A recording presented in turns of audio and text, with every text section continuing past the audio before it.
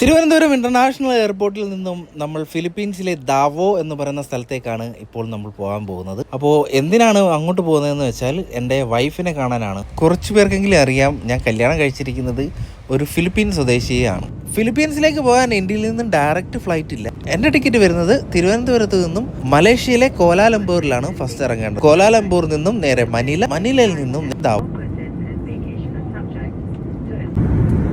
Flight ഇരുന്നിട്ട് മേഘങ്ങൾക്കിടയിൽ മിന്നലടിക്കുന്നത് കാണണം.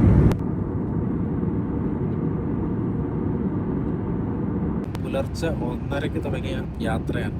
നമ്മുടെ ഈ ഫ്ലൈറ്റ് എടുത്തത് 5:20 പറഞ്ഞത്, പക്ഷേ 5:45 കഴിഞ്ഞിട്ടാണ് ഫ്ലൈറ്റ് എടുത്തത്. 7:20 അവിടെ ദാവോയിൽ ഇറങ്ങേണ്ടത്. ചിലപ്പോൾ ലേറ്റ് ആവാൻ ചാൻസ് ഉണ്ട്. അങ്ങനെ ഒരു ലോങ് ട്രാവലിന് ശേഷം നമ്മൾ ഫിലിപ്പീൻസിലെ ദാവോ എന്ന് പറയുന്ന സ്ഥലത്ത് എത്തിയിരിക്കുകയാണ്. ഇമിഗ്രേഷൻ എല്ലാം കഴിഞ്ഞതിന് ശേഷം ഞാൻ പുറത്തേക്ക് ഇറങ്ങി. റൂബി പുറത്ത് വെയിറ്റ് ചെയ്യുന്നുണ്ടായിരുന്നു. ഫ്ലൈറ്റ് ഇറങ്ങി ആദ്യം ഞാൻ അവളോട് പറഞ്ഞത് എനിക്ക് വല്ലതും കഴിക്കണം, വിശക്കുന്നു എന്നാണ്.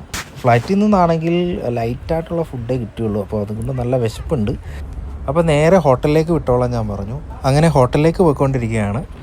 വണ്ടി കംപ്ലൈൻ്റ് ആയതുകൊണ്ട് അവരുടെ പള്ളിയിലെ ഒരു പാസ്റ്റർ നെൽസൺ എന്ന് പറയുന്ന പുള്ളിയും വിളിച്ചിട്ടാണ് റൂബി ഇന്ന് വന്നത് കേട്ടോ.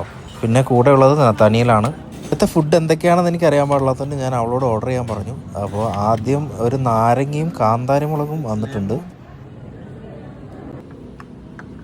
കുറച്ച് കഴിഞ്ഞപ്പോഴേക്കും റൈസും ചിക്കൻ ലെഗ് പീസും പിന്നെ ബാർബിക്യൂവും കക്ക വെച്ചിട്ടൊരു സൂപ്പും വന്നിട്ടുണ്ടായിരുന്നു.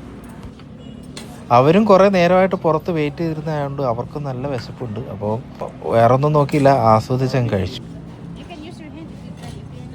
ഇവരെന്തൊക്കെയോ സോസും കാര്യങ്ങളൊക്കെ ആഡ് ചെയ്യുന്നതുകൊണ്ട് നല്ല ടേസ്റ്റ് ആയിരുന്നു കഴിക്കാനായിട്ട്.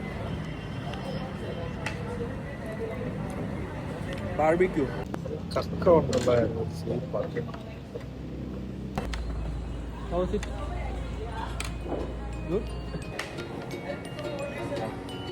അപ്പോൾ ഞങ്ങൾ ആ സ്വാദിഷ്ടമായ ഡിന്നർ കഴിച്ചതിന് ശേഷം നേരെ ഞങ്ങൾ വീട്ടിലേക്ക് പോയി. അപ്പോൾ ബാക്കിയുള്ള ഫിലിപ്പീൻസ് വിശേഷങ്ങൾ പുറകെ വരുന്നതായിരിക്കും. എല്ലാവരും കാണാൻ വേണ്ടി ജസ്റ്റ് ഒന്ന് ഫോളോ ചെയ്ത് വെച്ചേക്കും.